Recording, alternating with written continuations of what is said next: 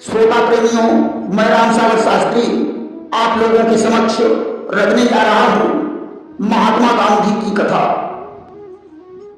देखिए, जिस देश में हमने जन्म लिया है, हमें उस देश पर अभिमान होना चाहिए। उस देश की रक्षा करने के लिए हमें अपने प्राणों की बाजी लगा देनी चाहिए।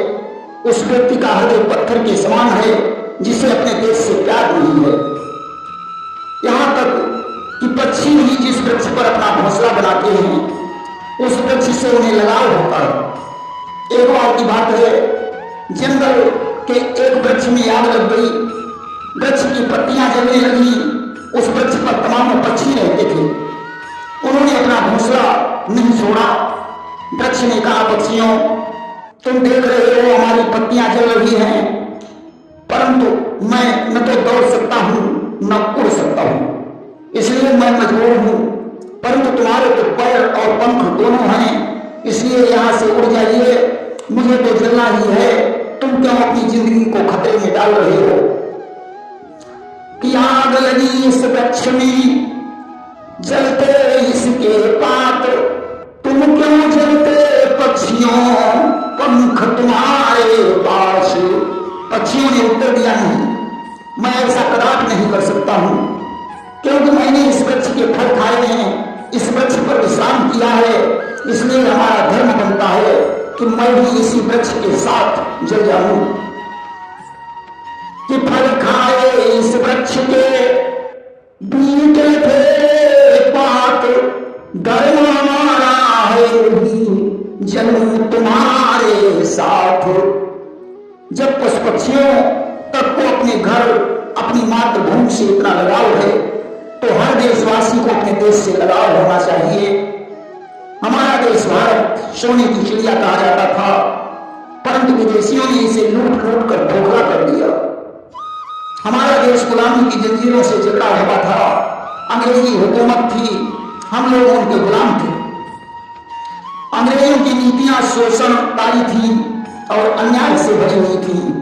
फूट डालो और राज्य करो, या अंग्रेजों की चाल थी। उनका उद्देश्य हिंदू मुसलमानों को ईसाई बनाने का था, इसलिए उन्होंने राइफल के कारतूसों में गाय और सूअर की चर्बी का प्रयोग करवाया, जिससे हिंदू मुस्लिम धर्म भ्रष्ट हो जाए। बाजार में बिकने वाले आटे में गाय और सूअर की हड्डियों का चूर्ण मिला दिया जाता था। या अफवाह थी या सत्यता, परंतु इन्हीं सब कारणों को लेकर 1857 में क्रांति की शुरुआत हुई, जिसे प्रथम स्वतंत्रता संग्राम कहा जाता है। लॉर्ड डलहौजी ने राज्य हड़पने की नीति को अपनाया था। अस्त कानपुर के नाना साहब, तात्या टोपे, झांसी की रानी आदि ने इस क्रांति का नेतृत्व किया, परंतु सफलता नहीं प्राप्त हुई। इस क्रांति के पश्चात 2 अक्टूबर 1869 में गुजरात के पोरबंदर नामक स्थान में करमचंद गांधी की पत्नी पुतलीबाई ने मोहनदास नाम के पुत्र को जन्म दिया, जो आगे चलकर महात्मा गांधी के नाम से प्रसिद्ध हो गए। प्रारंभिक शिक्षा पूरी करने के पश्चात कस्तूरबा के साथ इनका विवाह हो गया। इसके बाद करमचंद गांधी की मृत्यु हो गई। उस समय उच्च शिक्षा प्राप्त करने के लिए गांधी जी इंग्लैंड गए। उस समय इनकी माता ने मंगल तिलक करने के बाद मद्यपान से दूर रहने की शपथ दिलाकर इन्हें विदा कर दिया। कि मद्य मांस मदिराक्षी से बचने की शपथ दिलाकर, माने देवी पिता पुत्र को मंगल तिलक लगाकर। अब तो इन्होंने इंग्लैंड में सात्विक जीवन बिताया और बैरिस्टर बनकर भारत लौट आए। तब तक इनकी माता पुतलीबाई का देहांत हो चुका था। इसके बाद गांधी जी को अफ्रीका में रहना पड़ा, जहां एक बार रेल यात्रा करते समय एक अंग्रेज ने रंग भेद के कारण इन्हें रेलगाड़ी से नीचे उतार दिया। इस घटना से गांधी जी को बहुत धक्का लगा और वे भारतीयों की दुर्दशा पर चिंतित हो गए। उनका विचार था कि रंग भेद से मानवता का नाता बड़ा होता है, कि जुड़ता जब संबंध हृदय का, भेदभाव मिट जाता, देश जाति रंगों से गहरा मानवता का नाता।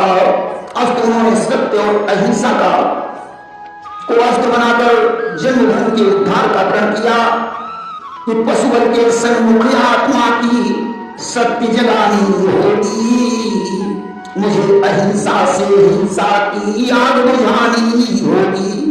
उनके द्वारा चलाए गए आंदोलन को सत्याग्रह आंदोलन कहा जाता है। दक्षिण अफ्रीका से लौटकर उन्होंने भारत के लोगों को स्वतंत्रता प्राप्त करने के लिए जगाया और साबरमती नदी के तट पर आश्रम बनाया। अनेक लोग उनके अनुयायी बन गए। जवाहरलाल नेहरू, डॉक्टर राजेंद्र प्रसाद, सरदार वल्लभ भाई पटेल, मदन मोहन मालवीय आज उनके अनुयायी बने। उस समय अंग्रेज देश की जनता पर अत्याचार कर रहे थे। गांधी जी ने चंपारण में नील की खेती को लेकर आंदोलन प्रारंभ किया, जिसमें सफलता प्राप्त हुई। एक अंग्रेज ने अपनी पत्नी के हाथों गांधी जी को जहर देने की योजना बनाई, परंतु पत्नी का हृदय परिवर्तन हो गया।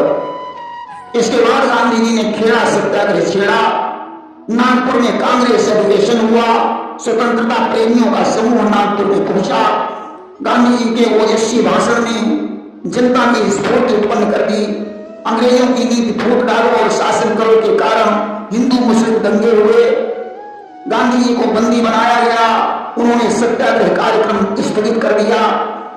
जेल से छूटने के बाद उन्होंने हिंदू मुस्लिम एकता, हरिजन उत्थान और विदेशी वस्तुओं का बहिष्कार किया तथा खादी का प्रचार किया।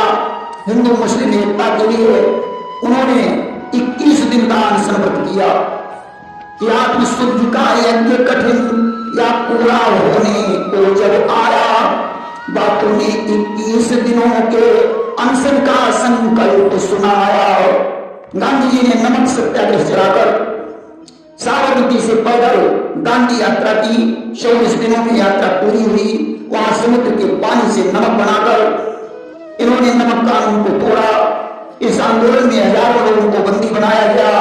अब अंग्रेज सरकार ने लंदन में गोल में सम्मेलन बुलाया, जिसमें गांधी जी को आमंत्रित किया गया। इसके परिणाम स्वरूप 1937 में प्रांतीय स्वराज्य की स्थापना हुई। 1942 में द्वितीय विश्व युद्ध प्रारंभ हो गया। अंग्रेज सरकार भारतीयों का सहयोग तो चाहती थी, परंतु उन्हें पूर्ण अधिकार देना नहीं चाहती थी। क्रिप्स मिशन की सफलता के बाद गांधी जी ने अंग्रेजों भारत छोड़ो का नारा दिया।